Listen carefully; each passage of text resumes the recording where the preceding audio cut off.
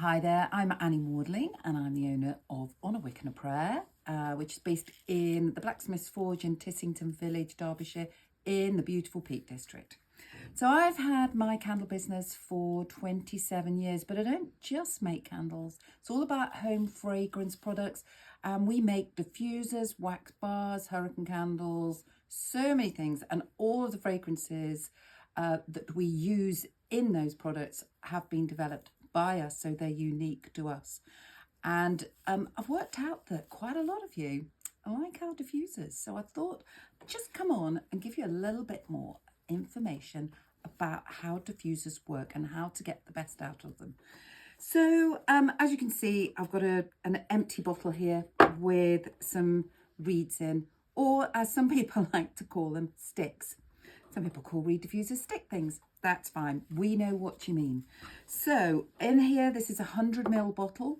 Normally would take 5 to 6 reeds. Perfect just for your average size room. Now, if you've got a bigger room, you might need 2 of those, because bigger space, you need a bigger expanse of fragrance. So 2 of those, or something that's a little bit bigger, you would then put more reeds in so as to give a bigger fragrance throw. So that's that there. But yes, we make 100 ml reeds ready packaged with the reeds, but we also do a refill. So this is 200 mls.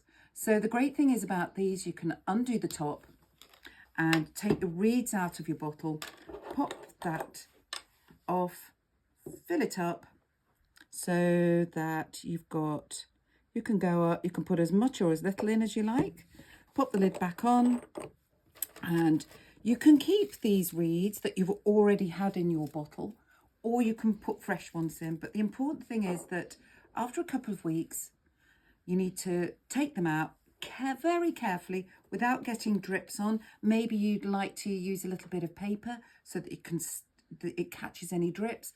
Turn them over, pop them back in again.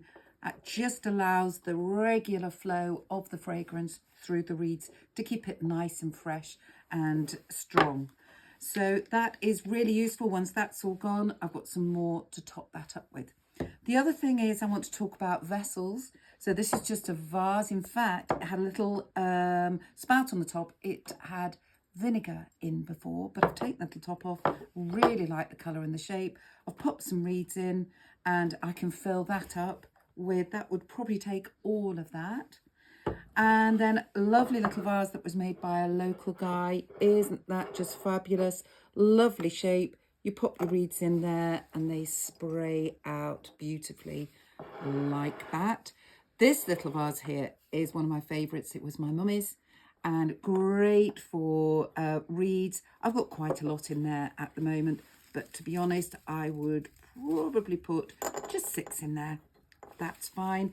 And then these little beauties, this was my mother-in-law's. Both of these were my mother-in-law's. They're decanters, yes.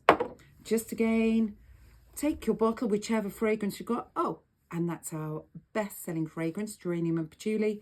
Put some liquid into there and then just pop a handful of reeds into your decanter and away you go. Now, these may look a little bit short. We do sell long ones as well. You just need to contact us if you wanted some longer reeds. And the same goes with this one. It's a little bit taller, so I would personally put taller reeds in that. But a great way to utilise decanters. Who's got a decanter in their cupboard that they never use? Well, bring it out. Use it in your household for your lovely diffuser. What a great use. So that's it really. Don't forget, flip your reeds.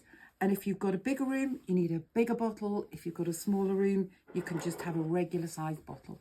So enjoy your diffusers, and I'll be back soon with some more information. Take care.